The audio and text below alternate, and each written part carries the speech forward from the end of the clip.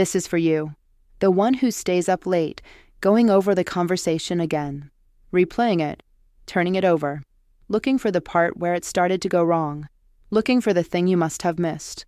The one who Googles his behavior at midnight, reading article after article, trying to find the explanation that will finally make it make sense.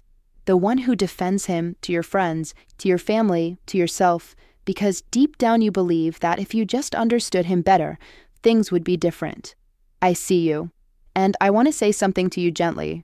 You are not going to find the answer you're looking for, not because you're not smart enough, not because you're not looking hard enough, but because the answer you're searching for, the one that explains everything, the one that makes his behavior logical and fixable and something you can respond to correctly, that answer doesn't exist. You keep trying to understand him because that's what you do when you love someone. You try to meet them. You try to find the reason behind the hurt so you can work around it or help it or at least stop accidentally triggering it. That impulse is not weakness. That impulse is love. But here's what I wish someone had told me. You cannot logic your way out of something that was never logical to begin with. His behavior doesn't have a why that will satisfy you. Or rather, it has a why, but knowing it changes nothing. Knowing he learned to manipulate because of his childhood doesn't stop him from manipulating you. Understanding his fear of abandonment doesn't make the cruelty smaller.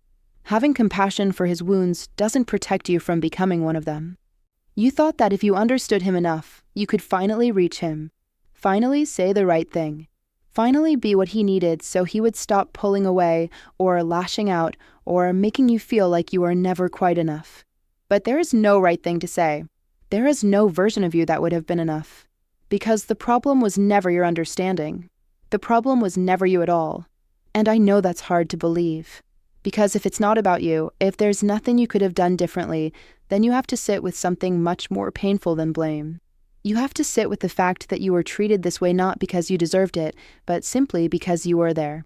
Because you were open. Because you trusted. That kind of pain doesn't have a solution. It only has grief. But here is what's also true. The energy you've been spending trying to understand him, all those hours, all that mental space, all that careful analysis, that energy belongs to you. And you have been giving it away to someone who never once spent that much time trying to understand you. Think about that for a moment. You have studied him. His moods, his patterns, his triggers, his needs. You know what sets him off and what calms him down. You know when to speak and when to go quiet. You have mapped him completely. Does he know you like that? Has he ever tried to?